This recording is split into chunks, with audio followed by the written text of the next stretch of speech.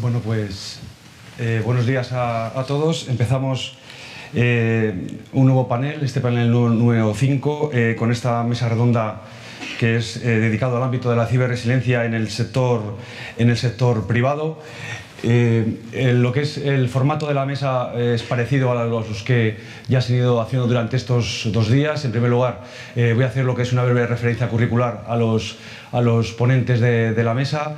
Luego pasaré a centrar un poco lo que es el objeto de la mesa y les daré la palabra a los 4 ponentes para que, pues, desde su marco de trabajo y desde su ámbito organizativo nos expliquen sobre todo el ámbito de la ciberresiliencia.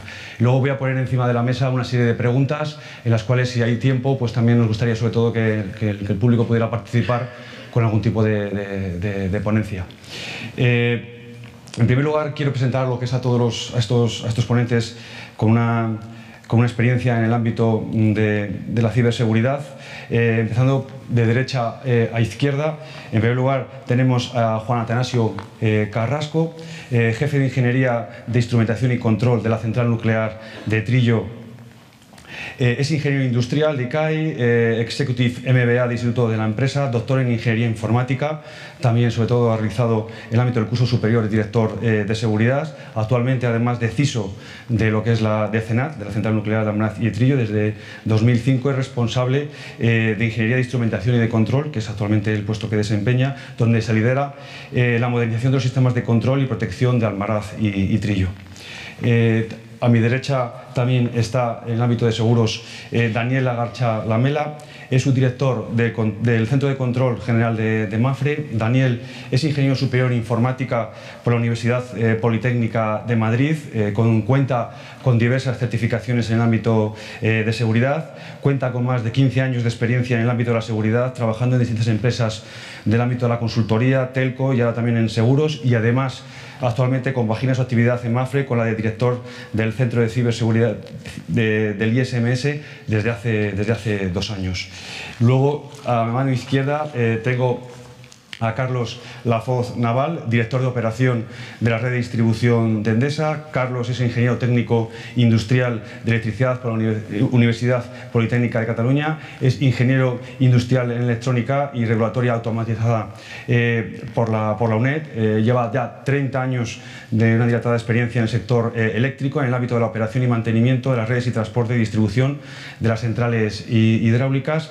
Y luego, más allá, al lado de la mesa, está Antonio Simón Martínez García, de Metro de Madrid. Es responsable de seguridad informática de Metro de Madrid. Cuenta con más de 20 años de experiencia en el ámbito TIC y en los últimos 17 años dedicados al ámbito de la seguridad de la información y ciberseguridad. Es ingeniero de sistemas, es licenciado en sociología y MBA por ISACA. El objeto de la... ¿Tenéis por ahí la...? ¿Tenéis? Ah, perdona. Sí. Quiero hacer lo que es una breve referencia al cuál va a ser el objeto de la mesa. En primer lugar, sobre todo, siempre se habla de ese concepto del ámbito de la resiliencia. ¿Qué es eso de la resiliencia? En este caso se nos complica más cuando hablamos ya incluso de ciberresiliencia. Bueno, pues principalmente siempre se ha conseguido el ámbito de la resiliencia como uno de los objetivos en el ámbito del marco de la seguridad nacional. Es aquella capacidad de los sistemas para que les permita seguir operando pese a estar sometidos ante un tipo de ataque o incidente. En el marco de la Estrategia de Seguridad Nacional, como saben, hay una serie de líneas de acción estratégica marcadas dentro del ámbito de la ciberseguridad, en las cuales uno de sus objetivos es el de mejorar la seguridad y la resiliencia de las tecnologías de la información y la comunicación en el sector público a través del uso de las capacidades de los poderes públicos. También es reforzar la colaboración público-privada y la seguridad de las redes, productos y servicios del ámbito TIC empleados por el sector privado, en este caso lo que es el sector industrial, y luego en concreto en el ámbito de la materia de protección de infraestructuras críticas, sobre todo es aquellas acciones necesarias para incrementar las capacidades de resiliencia. Luego También en el ámbito de la estrategia, sobre todo de ciberseguridad, también desde el punto de vista público y privado, el ámbito de la resiliencia también tiene un papel importante. Pues desde el punto de vista público es garantizar los sistemas de información y telecomunicaciones que utilizan las administraciones públicas, que poseen de acuerdo el nivel de ciberseguridad y de resiliencia, y lo que se refiere al ámbito privado, pues impulsar esa seguridad y esa resiliencia de los sistemas de información y telecomunicaciones usados principalmente por el sector empresarial. Y en concreto, dentro del ámbito de la estrategia de ciberseguridad, tenemos una línea de acción estratégica que es la número 5, y es la que verdaderamente centra y focaliza el objeto de la mesa, que es esa resiliencia de las TIC en el sector privado. Entonces, por eso, ahora mismo cada uno de los ponentes pues van a, desde su marco de negocio y de operación, sobre todo van a aportar cómo ellos desde sus corporaciones entienden y cómo están trabajando el ámbito de la ciberresiliencia. Pues si quieres, Juan. Vale, ahora ya sí. Perdón. Me han dicho que tengo que apuntar.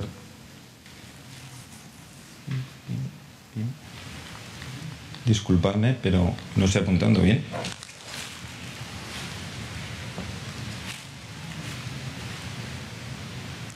Tenemos ahí... No funciona, aparentemente. Sí, esa ya, sí. Les paso que me lo pasen. ¿Me podéis pasar las transparencias si levanto la mano? Si quieres. A lo mejor de aquí aquí sí me ha funcionado. ¿Cómo de pie? Ahora la tienes. Lo pongo por ahí, si no. Bueno, bien, si es más fácil. Vale, perfecto. Sí. No parece más fácil. Bueno, disculpadme, creo que ahora ya va a funcionar. Como mi empresa es la menos conocida, Centrales Nucleares, Almaraz Trillo, hemos pensado que primero deberíamos empezar por quién es CENAT, por qué estamos aquí, cuáles son las bases de la ciberseguridad y la ciberresiliencia que tenemos, y luego unas pequeñas comentarios sobre ciberresiliencia, como decía José Ignacio. También dejamos ya para la parte del debate que tenemos hoy en el sector español público-privado, en el sector privado apoyado por el sector público, que tenemos de apoyo y que nos gustaría tener. Entonces, CENAT es una compañía privada, propiedad de las principales eléctricas españolas, y operamos las centrales nucleares de Almaraz y de Trillo, una de diseño americano y otra de diseño alemán. Somos miembros de WANO, operador mundial de operadores de centrales nucleares, y de NEI, del Nuclear Energy Institute. Hemos producido más del 8%, aproximadamente el 8% de energía en los últimos años, de la energía que se ha generado en España. Y somos más de 800 personas. ¿Por qué estamos aquí? Porque nos han llamado, nos lo han ofrecido, no hemos sabido decir que no, y sobre todo entendemos por qué hemos participado en la encuesta de medición de ciberresiliencia realizada por el CERSI y en colaboración con INCIBE, CENEPIC, durante los 2 últimos años. Además, entendemos que una resiliencia alta implica una seguridad alta, y para nosotros la seguridad es lo primero. Entendemos que la resiliencia de nuestras plantas es uno de nuestros activos, queremos aprender todo lo posible, y además el CISO de CENAT, además de ingeniería, a mí me ha caído por ser de ingeniería y por cómo queremos llevar la ciberseguridad, el papel de CISO, soy el CISO sectorial del sector nuclear. Leche. Está la lámpara, perdón. Bueno, bases de ciberseguridad en CENAT e incluso en el sector nuclear español. Entonces, lo primero es que la hemos desarrollado por delante de lo que son requisitos normativos y buscando una buena resiliencia, porque entendemos que hay un riesgo. En nuestro caso, menos que en otras industrias, a pesar de lo que se pueda ver desde fuera, entendemos, pero sabemos que hay un riesgo. La hemos desarrollado apoyada en el diseño de nuestras centrales, con una buena defensa en profundidad, teniendo desde muy pronto un aislamiento desde el exterior. El tiempo se reduce mucho si nuestros sistemas principales están aislados, o el tiempo de ataque se alarga mucho en base a que nuestros sistemas están aislados. Nos hemos inspirado en los pasos que se han dado en el sector americano por el NEI, Nuclear Energy Institute, y por la NRC. Se lanzó, como ellos han hecho, de forma multidisciplinar y con hitos previos. En vez de tener un programa implantado el primer año, un programa desarrollado a lo largo de 4 o 5 años, y con unos hitos que sí se deberían cumplir de forma muy efectiva y muy rápida. Y luego, lo principal es que la tenemos apoyada e integrada en programas ya existentes. Dentro de las centrales ya tenemos muchos programas relacionados con la seguridad física, emergencias, cultura de seguridad, formación, experiencia operativa, el control de configuración, para que cada cambio quede documentado, y nos estamos apoyando en ello. Ejemplo tontísimo es que tenemos a alguien que regula las llaves de las salas. Si esa persona, además de controlar las llaves de las salas, vigila los sistemas con cámaras y tiene las llaves de los activos críticos de seguridad, tendremos ya un apoyo ganado. O la formación, tenemos un plan de formación altísimo, estamos casi en un mes de formación por empleado en nuestro sector. Si dentro de esos planes ya metemos cursos de ciberseguridad, tenemos mucho ganado. Por último, unas pequeñas referencias sobre cómo vemos la ciberseguridad. Como dice la revisión de ciberseguridad del Departamento de Homeland Security, es de febrero de 2016, un buen y completo plan de ciberseguridad te asegura una buena resiliencia. Si uno ve los 10 puntos de la evaluación y lo repasa, dice, con mi buen plan, si yo soy capaz de implementar correctamente todos esos puntos, mi evaluación y mi capacidad de resistir cualquier tipo de ataque será buena. La otra referencia son los indicadores que hemos ido participando. Los del último año, que han variado ligeramente, son estos. Y si vemos, se parecen muchísimo a los del Departamento de Homeland Security, en el que Asset Management, Controls Management estarían dentro de política, y puede que falte algo de Situational Awareness o incluso de dependencias externas, pero que dentro del panel lo tendríamos. Con eso os enseño las referencias y ya he acabado. Muy bien, Juan. Gracias por tu presentación. Ahora pasamos lo que es al ámbito de seguros. Daniel, desde vuestro ámbito y vuestra área de negocio, ¿cómo realmente estáis trabajando el tema de la ciberresiliencia? Sí. Muchas gracias lo primero por invitarme a este evento. La verdad es que es un gran honor estar. ¿Se me escucha? No. Hola. Hola. ¿Probando? Ahora sí. Ahora sí. Bueno, pues lo primero era una pequeña introducción de Mafre. Mafre es una empresa segura.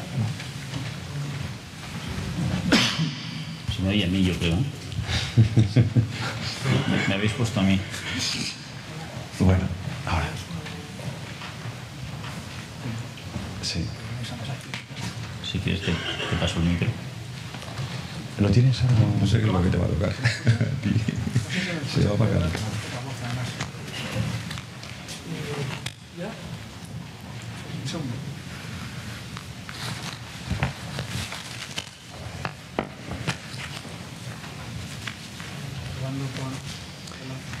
Son los problemas del directo. Es decir, que Está claro. Yo creo que tiene puesto el mío. ¿A mí se me oye? ¿A mí se me oye? Sí. Tenéis puesto el mío, yo creo, ¿eh? Vale. Bueno, si no, vale, Perfecto. Muy bien. Pues. Bueno. No, les iba a decir que iba a empezar haciendo una breve introducción que va a ser brevísima de Mafre, ¿no? Mafre es una empresa aseguradora que estamos presentes en 45 países, contamos con más de 12 millones de clientes. Es importante resaltar que los servicios que prestamos a nuestros clientes están concentrados en principalmente 4 CPDs. Tenemos uno en Madrid, otro en Sao Paulo, otro en Miami y otro en Boston. Entonces, cuando hablamos de ciberresiliencia, uno de los factores que impulsaron, que fue de los drivers principales que ayudaron a impulsar la ciberresiliencia, fue evidentemente la continuidad, ¿no? Y de hecho, además, recientemente tuvimos con el huracán Irma, tuvimos un pequeño escenario crisis, porque al final ya no era, por ejemplo, que el propio huracán pudiera tener efecto en Miami, sino que como allí tenemos cierta concentración de capacidades tecnológicas, en Miami que no pudieras prestar un servicio es perfectamente entendible, ¿no? Pero que no pudieras prestar un servicio en Colombia no era entendible, ¿no? Entonces, bajo esa premisa es la que nosotros, la parte de ciberseguridad, de ciberresiliencia, ha venido marcada en un inicio por el apoyo a la continuidad, ¿no? Además es que en los últimos años, y vamos al Business Continuity Institute, la principal causa que los principales gestores de continuidad alegan como que pueden llevar a escenarios de falta de continuidad, precisamente son los ciberriesgos, ¿no? Pero es que cuando hablamos de ciberresiliencia hablamos de algo más, ¿no? Hablamos de cómo conseguir que la empresa evidentemente siga funcionando, pero en un entorno de estrés, de un incidente de seguridad que además puede ser constante en el tiempo y que tiene ligeras diferencias. Y así fue como lo fuimos enfocando, ¿no? Entonces, ¿cómo hemos ido trabajando en Mapfre? Hemos trabajado en dos ámbitos. Bueno, primero, tratando de trabajar en dotar de capacidades a la organización para escenarios previos a los incidentes, pues evidentemente dotándonos de capacidades para identificar ataques sectoriales, ataques en general en Internet, vulnerabilidades, construyendo relaciones externas, público-privadas, apoyándonos también y dándonos capacidades de ciberinteligencia, al final dotándonos de cierta capacidad para conocer el entorno. Por otra parte, el otro dominio en el que hemos ido trabajando es trabajar en un escenario de, oye, vamos a tener un incidente de seguridad. De la misma forma que trabajamos en los escenarios de continuidad, ¿no? De que antes o después nos va a pasar algo y hay que dotarnos de capacidades. ¿Para qué? Pues detectar y dar respuesta a un incidente de seguridad, con ánimo de que las estrategias de contención sean capaces de cumplir los requisitos de negocio, ¿no?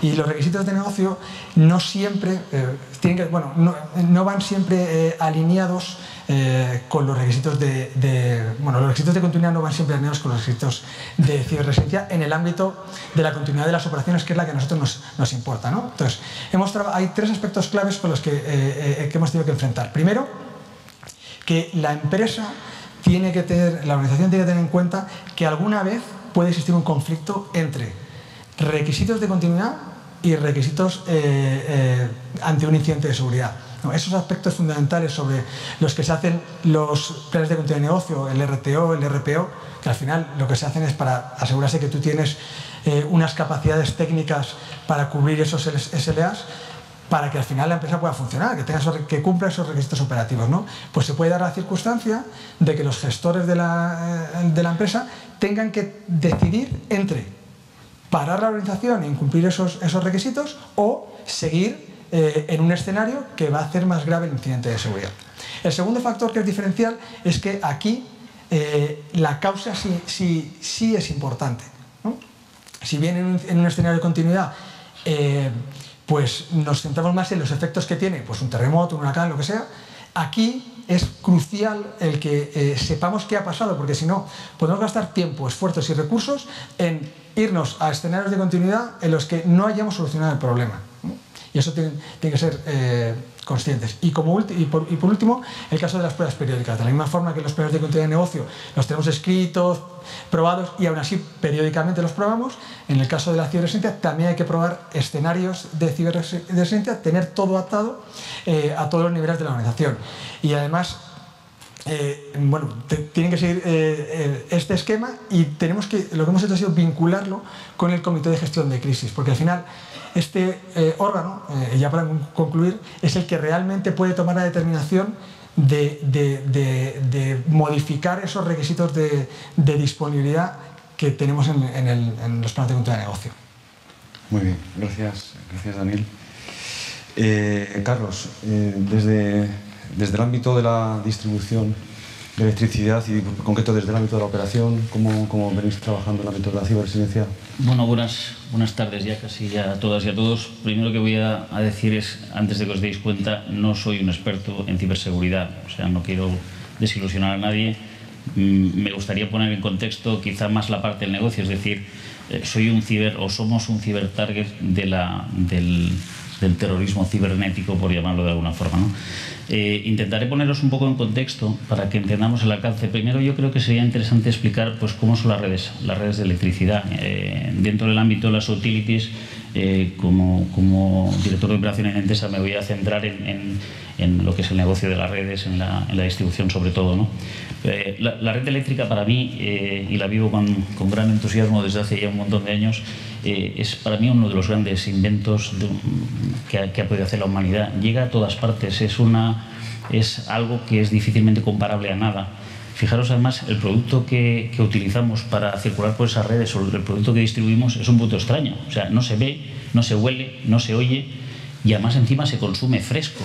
O sea, es un producto que hay que fabricarlo en el mismo momento que lo queremos, ¿no? Hay pocos productos que sean así.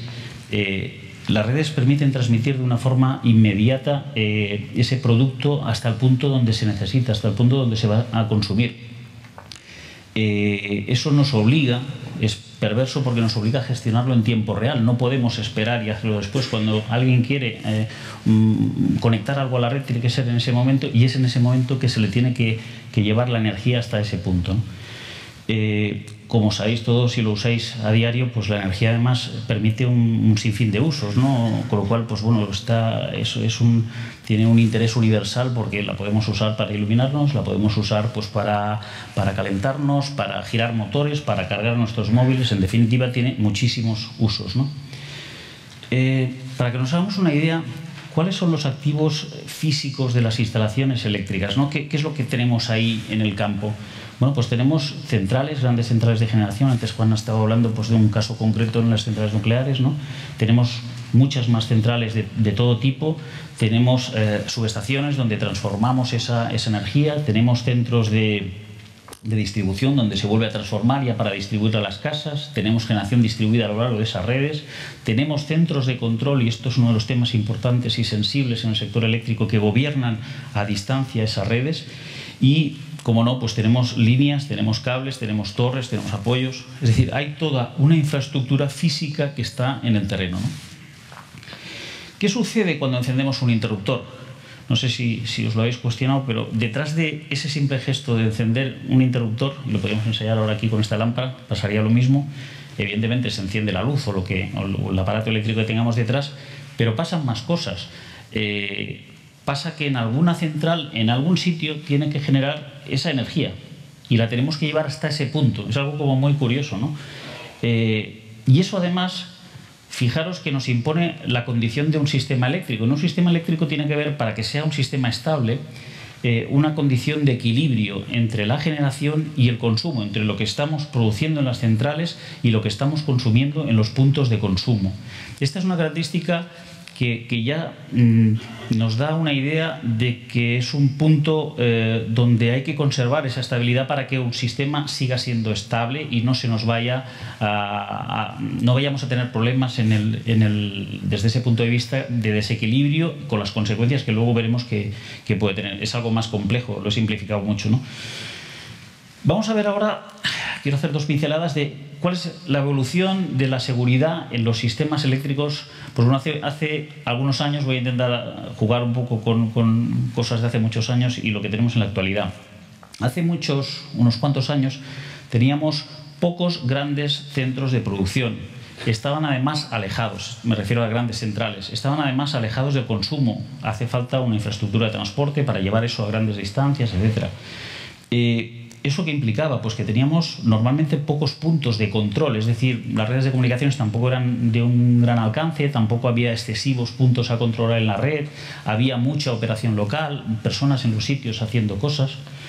Las redes de comunicación normalmente eran redes privadas. El concepto, seguro que a alguno le sonará, el concepto de seguridad por la oscuridad, es un concepto que en las eléctricas durante mucho tiempo en el sector eléctrico pues se utilizaba porque era protocolos extraños, 101, 104, protocolos por alta frecuencia, había protocolos incluso para hablar entre centros de control, sigue estando vigentes algunos de ellos, el ICCP, alguno le sonará. Todo esto hacía que fuera como muy cerrado, ¿no? Como muy infranqueable, ¿no? Nos daba una cierta seguridad. Luego hay una preocupación por el N-1. El concepto del N-1 se maneja mucho en el sector eléctrico y es un concepto, podríamos decir, de resiliencia, es decir, cuán resiliente es la red a tener un fallo, a la tolerancia a un fallo. Se entenderá muy fácil con un ejemplo. Si ustedes tienen un pueblo y hay una carretera que da hacia ese pueblo y ha caído un árbol y cruza la carretera, no van a poder llegar al pueblo. Ahí no hay N-1. El N-1 es un concepto que me dice que hay otra vía alternativa para que cuando me falle esa que es la principal voy a poder acceder. Lo mismo sucede en las redes eléctricas, ¿no? Siempre se busca pues uno o incluso más puntos, llegando en N-2, N-3. ¿Qué otra cosa tenemos también que puede ser de una cierta sensibilidad. Antes no, los contadores electromecánicos. Había que ir pues, un señor a hacer una lectura a un aparato pues, que no estaba absolutamente conectado con nada. Todo esto al final que nos da una vulnerabilidad física. ¿Qué tenemos ahora? ¿Hacia dónde estamos yendo en el sector eléctrico? Bueno, estamos en la era de la digitalización, yo creo que no solo en el sector eléctrico, sino en la mayoría de los sectores. Y además, en el sector eléctrico el paradigma está cambiando. Hay muchas cosas que seguro que todos ustedes leen en la prensa cada día. La generación distribuida nos está cambiando el modelo, es decir, ya no estamos haciendo grandes centrales alejadas, sino que estamos yendo a un modelo de pequeñas centrales mucho más cercanas. Evidentemente habrá que respetar cosas del modelo de base porque así lo exige la red, ¿no? ¿Eso qué nos implica? Pues que hay muchos más puntos para gestionar ese equilibrio que decíamos antes, y todos esos puntos requieren de una monitorización potente, de un control, de unos sistemas perfectamente integrados que sean capaces de gestionar y de gobernar esa red, ¿no? El concepto de Smart Grid, que yo creo que todos tenéis en la cabeza, ¿no? Las redes de comunicaciones están sufriendo también una transformación. Estamos abriendo nuestras redes de comunicaciones a protocolos que son protocolos estándares basados en IP, ¿no? El N-1 de la red de potencia se está también convirtiendo en un N-1 de las redes de comunicaciones. Sí, termino. El concepto de Smart Metering son contadores inteligentes que están comunicados permanentemente y que se están leyendo a distancia. Esto, en definitiva, lo que nos lleva es a una vulnerabilidad no solo física, sino de la pérdida de control de esa red. Y para terminar, decir que, bueno, ahí hay un claro ejemplo. Eso es un ejemplo de algo que puede pasar en una red. Un ciberataque puede... No estoy hablando del phishing que estamos leyendo estos días con la marca Endesa, ¿no? que bueno, podía sufrirlo cualquier otra empresa, no es concretamente el sector eléctrico.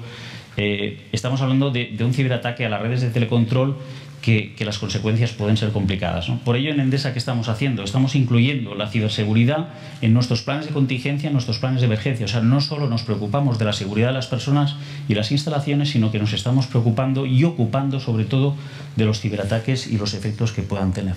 Muy bien. Muchas gracias, Carlos. Y bueno, lo que es esta primera ronda de participaciones, si queréis, Antonio, ahora mismo vosotros desde el sector del transporte, en este caso desde Metro de Madrid, transporte urbano, ¿cómo estáis afrontando y cómo estáis trabajando en el ámbito de la ciberresiliencia? Buenas tardes, creo, sí se me oye.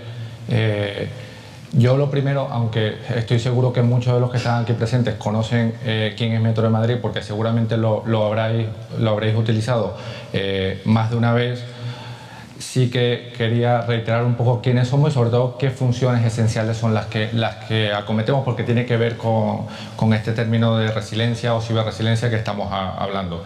Somos una empresa de transporte ferroviario de la Comunidad de Madrid, llegamos prácticamente a todos los municipios de la comunidad y atendemos al año cerca de 590 millones de viajes, usuarios, clientes, viajeros, como queramos llamarlo.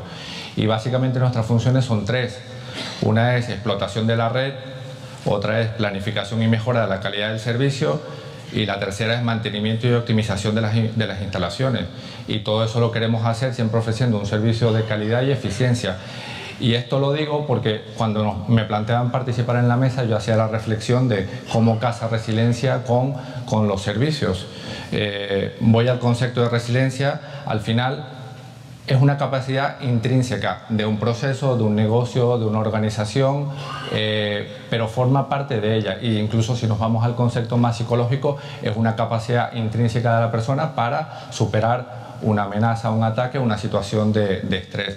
Si queremos prestar un servicio de calidad, y es una de nuestras líneas, la explotación de la red con un servicio, evidentemente el concepto de resiliencia tiene que ser intrínseco a toda la organización, tiene que ser algo transversal y tiene que permitirnos efectivamente dar ese servicio en ese sentido.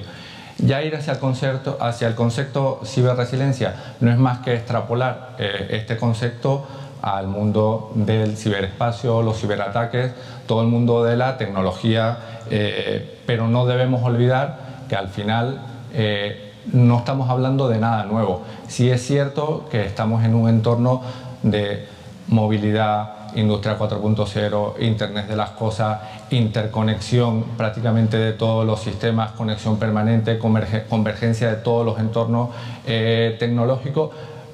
Pero no debemos perder de vista que eso, que no estamos hablando de nada nuevo. Siempre nos hemos encargado de procurar una capacidad de resistencia y de recuperación en el momento que tengamos un incidente. Y así es que lo estamos afrontando como algo que es evolución. Evidentemente ahora tenemos que prepararnos para un entorno donde los riesgos son muchas veces desconocidos, cambian permanentemente y en un entorno de incertidumbre, pero debemos afrontarlo desde esa perspectiva, y lo estamos haciendo como un proceso transversal a toda la organización. Hay un impulso importante de la ciberseguridad, y la ciberresiliencia no es más que un elemento adicional de eso. Y adicionalmente nos viene derivado, porque todos los que estamos aquí probablemente sepamos que nos viene impulsado por diferentes líneas. Ya Juan Ignacio lo decía, la Estrategia Nacional de Ciberseguridad ya lo marca, pero de diferentes formas. La ley PIC también marca que los servicios esenciales tienen que tener una capacidad de seguir prestándose. El nuevo reglamento de la UE también de protección de datos también nos pide que los sistemas sean resilientes, y en la propia directiva NIS, en el momento que se transponga, también nos pide que todos los sistemas de información y comunicaciones sean resilientes. Ya no solamente es algo interno de abordarlo como un proceso transversal, sino que tenemos una serie de requisitos legales. Y por último punto, lo comentaba Juan también en su presentación, parte del que estemos aquí es porque nosotros también hemos participado desde el comienzo en el estudio de medición del estado de la ciberresiliencia organizado por INCIBE. De hecho, haber participado en las dos ediciones que se han hecho nos ha permitido mejorar un poco respecto a la segunda, pero sobre todo tener claro qué aspectos tocar en cada uno de los elementos esenciales que nos marca o que ha marcado INCIBE para esa medición. En cuanto a anticipar, pues trabajar en estrategias, en políticas, en análisis de riesgo, en formación y concienciación, que es un concepto que se ha hablado mucho estas jornadas, y sobre todo inteligencia y vigilancia. En la parte de resistir, en gestión de vulnerabilidades y monitorización de todo lo que está sucediendo. En la parte de recuperación, gestión de incidentes, y en evolucionar, aprender de lo que está pasando, y sobre todo cómo mejorar todo el tema de comunicación que nos permita mejorar entre todos los actores que estamos implicados en este mundo. Muy bien, gracias Antonio. Sobre todo pues, tras esta primera participación de los cuatro ponentes, sí que he tomado nota y os quería dirigir unas cuestiones en las que yo creo que ya no solo afecta a lo que es a vuestros departamentos TI, sino que incluso trasciende lo que es al ámbito de la organización en vuestras corporaciones, para crear una infraestructura tecnológica ciberresiliente, independiente del papel crucial que se está desempeñando pues desde los diferentes departamentos, ya sea desde el ámbito TI, seguridad, desde el ámbito de la operación. ¿Creéis importante o necesaria la implicación o la participación de toda la organización en su conjunto, desde la alta dirección hasta acá, a sus diferentes niveles, en este proceso de ciberresiliencia? Porque ¿se puede crear una infraestructura tecnológica ciberresiliente si la organización no es en sí misma resiliente? Eso es un poco intentar, sobre todo, ser breves, y a ver si podemos meter otra pregunta. Juan, si quieres. Yo quería comenzar con una pregunta. ¿Alguno de vosotros ha hecho alguna campaña de phishing o alguna evaluación de concienciación? ¿Podéis levantar la mano? ¿Alguno de vosotros ha tenido 0 caídas? ¿0 personas que hayan caído? Me parece que desde el nivel de la alta dirección hasta los últimos usuarios deben participar todos. Nosotros he dicho que comenzamos de forma multidisciplinar y apoyándonos en programas ya lanzados, y damos por hecho que, por supuesto, si no participa toda la organización, mantenedores y usuarios, y les mantenemos activos, no seremos resilientes. Vamos, coincido. Que los escenarios de ciberresiliencia no solo deben incluir la parte técnica, sino que además tienen que incluir a todos los departamentos. Es cierto que además tenemos algunas veces pequeños problemas porque No podemos estar llamando a todos los departamentos para hacer todas las pruebas, pero contar con los escenarios, departamentos legales, recursos humanos, responsabilidad social, comunicación, debe ser parte del plan. Siempre tiene que ser parte del plan y evidentemente la alta dirección. En particular nosotros, en el último simulacro de continuidad del plan de continuidad de negocio, metimos un escenario de ciber y además hicimos participar a la alta dirección sin que ellos lo supieran, ¿no? y con resultado bastante exitoso. Muy bien, Carlos. Bueno, yo creo que no solo es necesario, ¿no? Es imprescindible, ¿no? Hay que implicar a toda la organización y además en todos los niveles. Nosotros, en nuestro caso, además es una organización compleja porque tiene una organización en Iberia, pero tiene una organización global, con una matriz, es francamente complejo, ¿no? Yo creo que parte de la ciberresiliencia que estamos hablando se puede conseguir en los sistemas, pero la base de la ciberresiliencia está en las personas, en toda aquella labor didáctica que tú puedas hacer para facilitarles información. Hay que intentar evitar que un usuario utilice los medios que una empresa pone a su alcance de una forma inconsciente, o sea, sin saber que no sé si lo comentó algún ponente o lo hemos comentado en pasillo, alguien decía, bueno, le das a un enlace y dices, y es un enlace de un banco, y dices, pero si yo no tengo este banco, pero ya le has dado el enlace, ¿no? O sea, esa inconsciencia hay que intentar evitarla, ¿no? En el caso de Endesa, por ejemplo, pues hoy estamos aquí 9 personas de diferentes ámbitos. Yo soy, ya os he dicho, el profano de la ciberseguridad, pero el resto de compañeros míos están en ese ámbito y en diferentes ámbitos, en líneas de negocio, están en ámbitos globales, en ámbitos Iberia.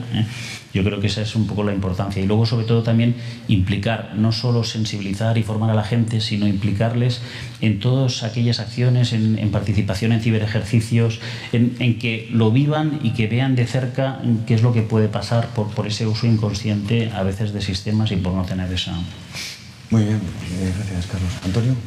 Y yo, por último, estoy completamente de acuerdo. No puede ser algo alejado de la organización, pero en una doble vertiente. Uno, las personas les tienes que implicar, les tienes que formar, les tienes que concienciar, porque al final son víctimas o vectores de ataque que van a permitir que se lleve a cabo un ataque y te compromete. Tienen que estar preparados para reaccionar de la mejor manera posible, pero luego desde el punto de vista de las organizaciones, porque las tecnologías, la infraestructura tecnológica no es más que un elemento para dar soporte al negocio, y para poder ser ciberresilientes o resilientes en la infraestructura tecnológica necesitas conocer bien el negocio, conocer los procesos, y que esa tecnología, todo aquello que hablamos de seguridad por diseño, vaya preparada precisamente para soportar al negocio. Y ahí, si nos restringimos únicamente a infraestructura tecnológica o tecnología, yo sí veo que hay un punto importante, que es que esos productos o esa tecnología concreta tienen que ser confiables, tienen que ser productos confiables, y eso probablemente requiera mucho trabajo de investigación y desarrollo, de apoyo, y una de las cosas que se ha hablado aquí, de talento. Es decir, para que esos productos sean confiables, esa tecnología sea confiable, hay que invertir mucho en esa tecnología, y volvemos a lo mismo, es decir, inversión, apoyo y talento para que esas tecnologías sean confiables para ofrecer resiliencia. Gracias, Antonio. Me voy a lanzar con otra pregunta que tenía sobre todo en función de lo que habéis comentado. ¿Cómo las diferentes corporaciones, cómo una organización debe de gestionarse o adaptarse a las nuevas amenazas y a los cambios circundantes verdaderamente para conseguir que esa ciberresiliencia sea eficaz y eficiente? Si quieres, a lo mejor empezamos, si quieres, Antonio, y cambiamos un poco, sobre todo, Antonio, si quieres. Yo creo que más o menos ya lo he dejado. No, sí, empezamos. Sí, mejor, que así no pienso yo respuestas posteriores.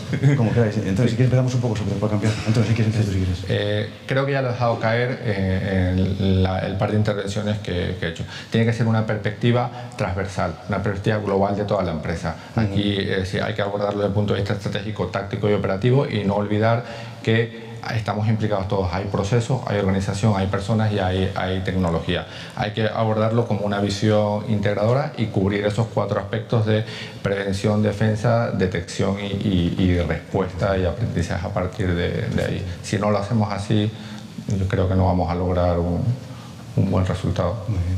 Carlos. Bueno, yo creo un poco también, casi ha salido todo, ¿no? Aparte de esa sensibilización, yo creo que es básico que la organización responda y esté tenga una organización específica para dar respuesta, sobre todo en nuestro caso porque es una gran compañía e incluso traslada transversalmente diversos países, ¿no? Esto beneficia además de que puedas traer cosas de un país a otro. Por ejemplo, yo creo que en este caso, lo comentábamos antes un poco, que en España estamos un poco más por delante bastante por delante en algunos casos que otros países, ¿no? Y eso te permite que a través de la organización tú tengas esto, ¿no? Luego, ahí yo creo que es importante detectar y trabajar con esa organización para detectar las vulnerabilidades y sobre todo en la adopción de medidas para prevenir y controlar el riesgo, ¿no? Y todo eso luego completarlo dentro de esa organización, ¿no? Forzar a que hayan pues auditorías internas, que hayan simulacros, ciberejercicios, todo aquello que nos permita validar ese trabajo preventivo, que es muy importante, ¿no? Nosotros siempre hablamos del tiempo de paz y el tiempo de guerra, ¿no? Estas cosas se pueden y se deben preparar en tiempo de paz, no en tiempo de guerra. Cuando ya estás en un lío, olvídate, ya tienes que salir al paso como sea, ¿no? Y hay que prepararlo antes, ¿no? Carlos, muchas gracias. La verdad es que llevarlo a cabo de manera eficaz y eficiente en un escenario tan descompensado es complicado, ¿no? Al final, los malos generalmente suelen tener más medios, desde luego tienen más tiempo que nosotros. Para más Inri, la balanza se descompensa completamente en el momento de que ellos te tocan una vez y como tengan éxito, ya la balanza va hacia su lado, cuando tú, sin embargo, si eres capaz de detectar y responder ante todas las amenazas que tiene el día, la balanza se queda igual, ¿no? Y luego, para complicar más el escenario, encima, en todas nuestras organizaciones nos basamos en la tecnología, y la tecnología que hoy es segura, tienes que tener claro que dentro de un tiempo no va a serlo, ¿no? Entonces, al final, ¿por qué hay que apostar? Pues lo más básico es por una línea base a la que no se puede renunciar, y eso además lo hemos aprendido en el WannaCry. O sea, tener las cosas debidamente actualizadas, mecanismos básicos de seguridad, lucha contra la obsolescencia, eso es irrenunciable. Y la verdad es que ha habido un cambio de tendencia en las organizaciones. Pero luego no nos podemos quedar solo ahí, eso simplemente es la base. Después hay que apoyarse en relaciones externas, como por ejemplo con el INCIBE, para intercambio de información, como por ejemplo con el ISMS también, que es una plataforma que hemos montado, para dotar de entre todos, descompensar ese desequilibrio, ¿no? Y también probando continuamente, como ha dicho Carlos, continuamente, ya sea nosotros internamente en tiempos de paz, con los ciberejercicios que se hacen periódicamente, y luego también, pues como las iniciativas de gestión de crisis que también hemos lanzado desde el ISMS. Tiene que ser una práctica continua que no hay que abandonar.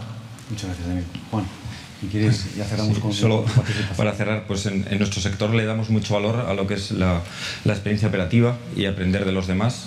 Entonces, con eso, la mejora continua, intentando ser el mejor segundo. Tenemos mucho ganado, no cazaríamos las nuevas amenazas que ha comentado Daniel, pero para eso tenemos la colaboración con instituciones externas como INCIBE o los suministradores que tenemos aquí, que también ha comentado Daniel, para seguir adaptándonos. Muy bien, perfecto. Bueno, pues yo creo que ha quedado bastante claro, sobre todo cómo cuatro corporaciones en las que diferentes sectores trabajan en el ámbito de la ciberresiliencia. Así que me quedo con eso, sobre todo que hay que trabajarlo a diferente nivel, cada uno desde su área de operación, negocio, de seguridad. Entonces, sobre todo es importante, y sí que también como el ámbito de la ciberresiliencia es también un objetivo también importante en el marco de la estrategia a nivel de la seguridad nacional, tanto en lo que se refiere al ámbito de la estrategia de seguridad nacional y el ámbito de la estrategia de ciberseguridad. Y bueno, ha sido interesante, pero bueno, el tiempo lo tenemos, y sobre todo os quiero dar gracias, Juan, Daniel, Carlos y Antonio, y sobre todo pues gracias a todos por la mesa.